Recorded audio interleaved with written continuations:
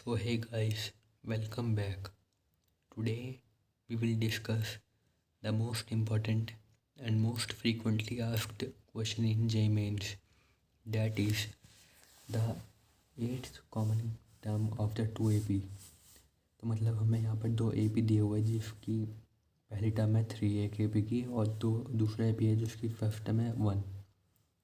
और ये J mains 2024 में पूछा गया है यही question same. So let's begin. So here is the solution. तो देखिए गाइस, हमें क्या करना है, जिस तरह हमसे पूछा गया इस क्वेश्चन में कि एट्थ कॉमन टर्म क्या है शेप की। तो हम सबसे पहले तो ये देखेंगे कि हम let the A be formed by common terms is S dash. तो जो ए पी, इन दोनों की जो कॉमन टर्म से ए पी बनेगा, हमने उसको नाम दे दिया एस डैश। तो आगे देखिए, S dash is equals to, अब जैसे कि हमें दिख रहा है कि यहाँ पर यहाँ पर 3 आ रहा है, यहाँ पर नहीं आ रहा, यहाँ पर 7 आ रहा है, यहाँ पर नहीं आ रहा, यहाँ पर 11 आ रहा है और पर 11 यहाँ पर आ रहा है, यहाँ पर भी। तो 11 जो है वो फर्स्ट कॉमन टर्म है इन दोनों ए पी की, तो हम लिखेंगे 11 कॉमा। अब देखिए आपको दूसरे स्टेप में क्या करना होता है, वो बहुत सिंपल है।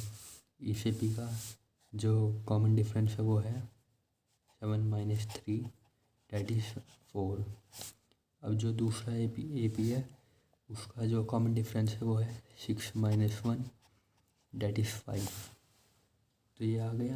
अब देखिए हमें क्या करना होता है, ये इनका एलसीएम लेना होगा, जो कि होगा इनका एलसीएम 4 और 5 का, जो कि होगा 20। अब 20 हमें इस 11 में ऐड करना है। ये आ गई इस कॉमन ए पी की दूसरी टर्म, और इस तरह हम अगर इसमें 20 ऐड कर देंगे वो आ जाएगी थर्ड टर्म।